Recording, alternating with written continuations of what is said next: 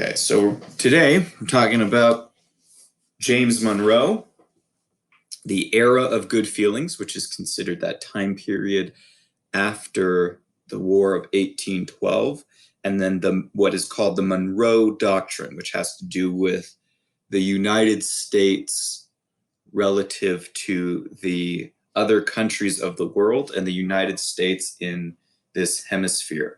And we're looking at the essential question of why did the Americans begin to expand west? Now, that had always been a desire, but why did it start happening and at this time?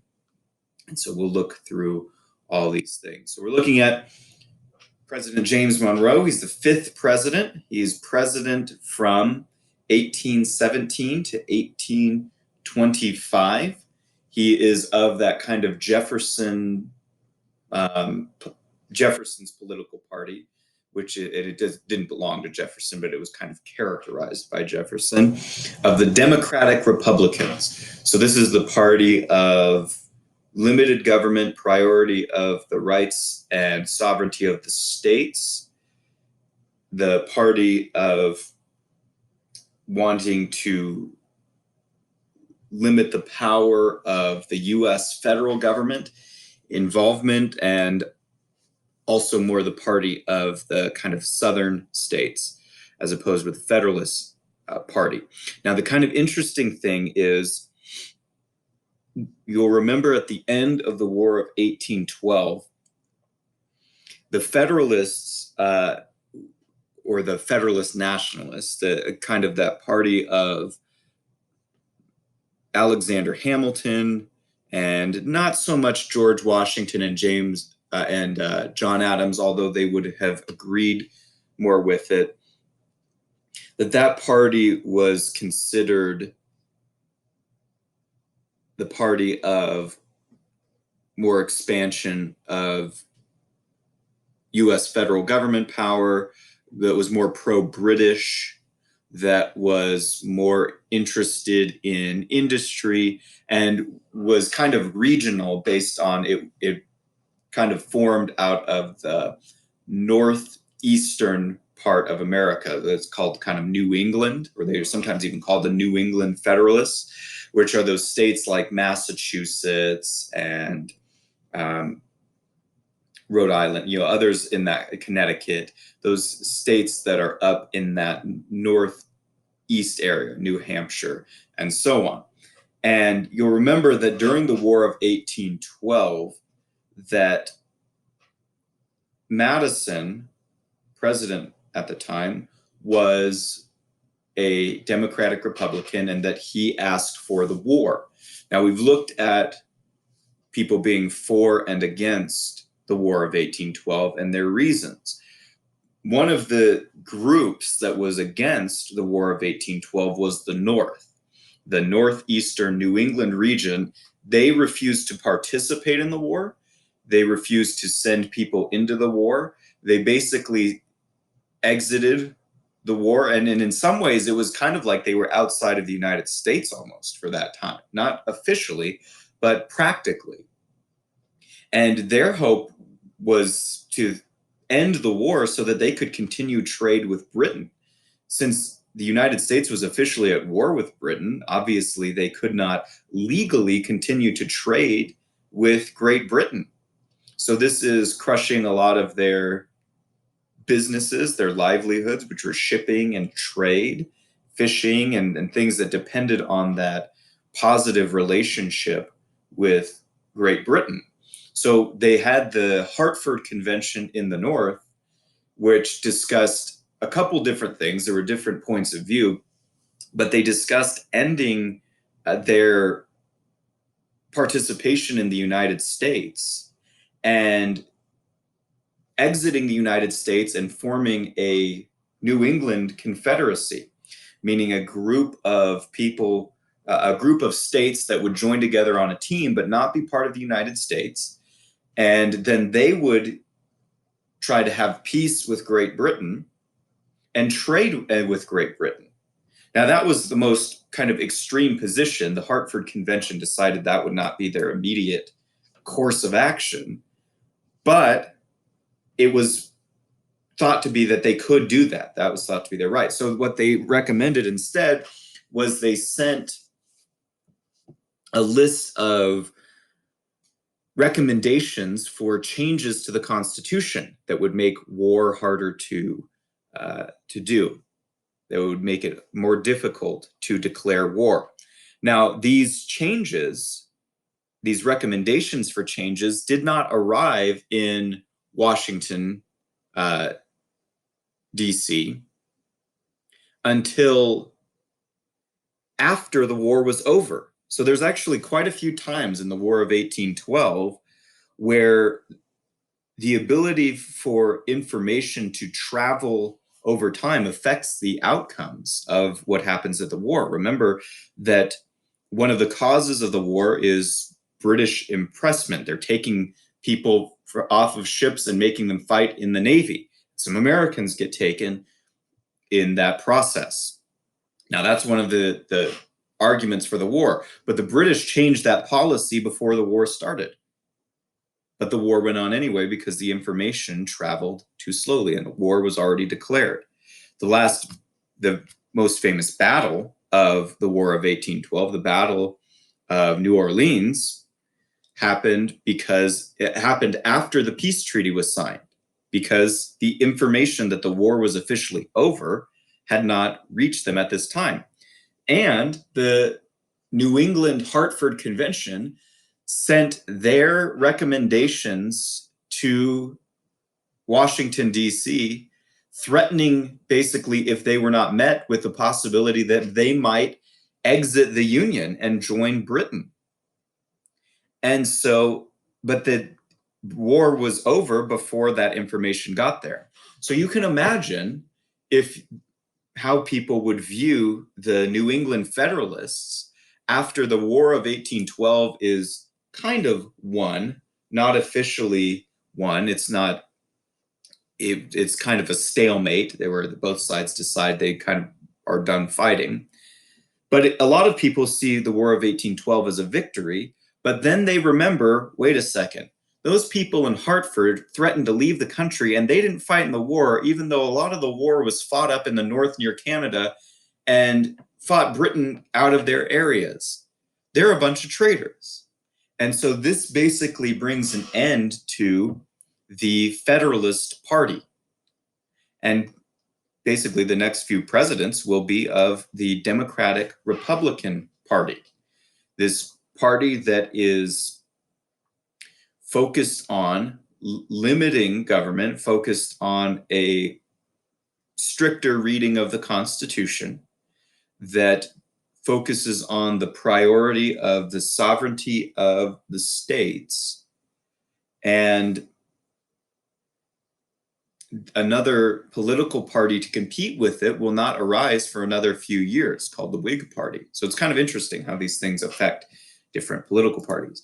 So James Monroe is from this political party. He is seen as a hero because he fought in the Revolutionary War. So he's still of that era that was around at the beginning, if you will, not the, it depends on where you put the beginning of, not of American history, but of the American Revolution, this significant key moment in American history, in the Declaration of Independence. And so he is living through the time, and he kind of represents people who were living through the time of, they knew America before the Revolution, during the Revolution, after the Revolution, and they know America before the Constitution and after the Constitution is made. So after this kind of generation includes John Adams, Thomas Jefferson, George Washington, who has already died, James Monroe, and others, that generation who was there during the Revolution and participated in the Revolution is starting to come to an end. And so there's going to be a pretty significant transition to the next generation who were not alive for those events. But so James Monroe kind of represents the last kind of era and is a president in a time of America's moving on to the next generation in its history. So he's kind of seen as like an older, more traditional person, while there's changes even in style during this time. So this was an end of political parties for the time. So there was only really one political party, but it was kind of generally supported as well. And it's also called, because of that reason, there's not a lot of fighting, and there's only really one political party, not a lot of competition between political parties. It's called the era of good feelings. People were feeling positive after the War of 1812, and then there are no really political parties fighting, for an election. So it's seen as kind of this nice time period. One of the big things happening during this time are what are called internal improvements.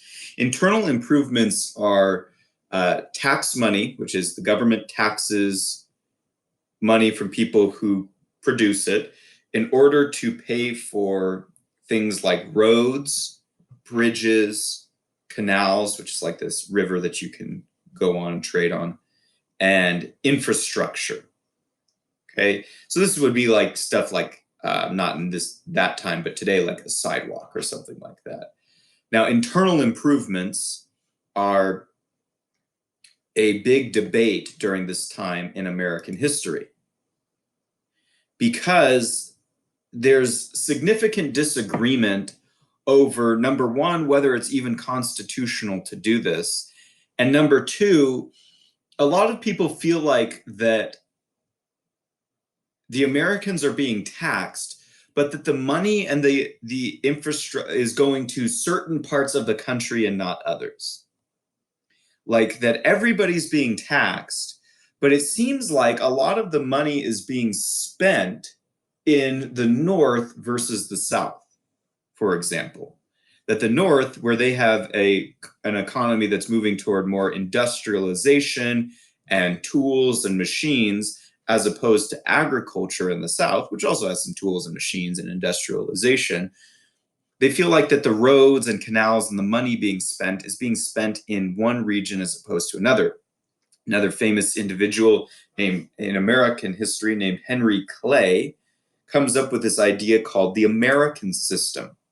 Now, this will be a huge inspiration to the later Republican Party in the 1850s and 60s, really building up to it in the 1850s to the 1860s. And Henry Clay will be an inspiration to a later very important president, Abraham Lincoln.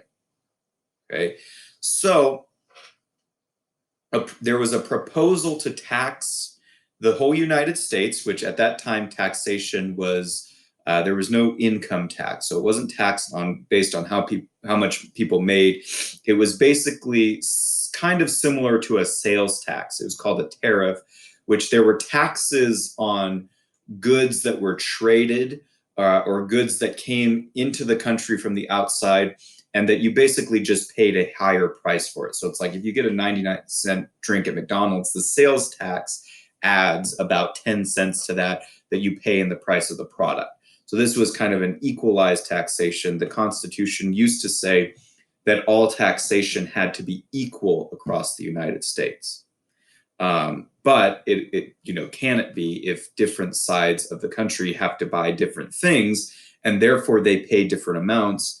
And is it really equal if the tax money is distributed and spent in an unequal way? That's how people sometimes were feeling about it. So there was a proposal made to tax the United States to pay for these internal improvements. Now, these are things that are not seen as like that big of a deal, right? Roads, bridges, and stuff like that. But the principle is whether or not they could do this. At this time, it was only government was only proposing raising taxes of about $1.5 million. Now, that's still a lot of money. However, at this time, US government is not allowed to just print up money. And so there's no inflation. Well, not no inflation. There's some inflation.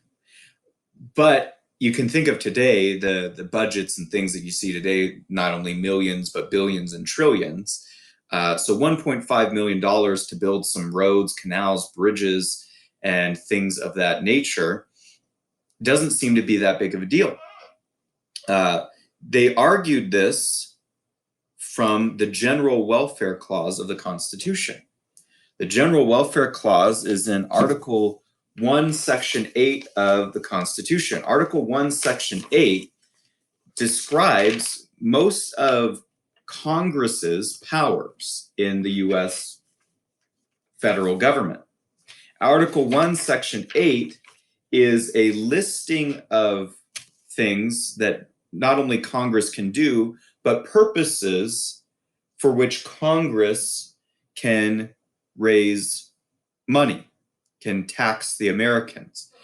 Now, the purpose of having a list is that it limits to the things that are on the list, right? That's one perspective. That's kind of the Jefferson perspective of the Constitution, is that the reason why the Constitution says, here are the things that you can tax for, is it doesn't want the government to tax for just anything. The other perspective is that the government has to tax for these things, but then also can raise money for other stuff. In Article 1, Section 8, the Clause 1, that kind of first clause or sentence, says the Congress shall have the power to lay and collect taxes, duties, imposts, and excises.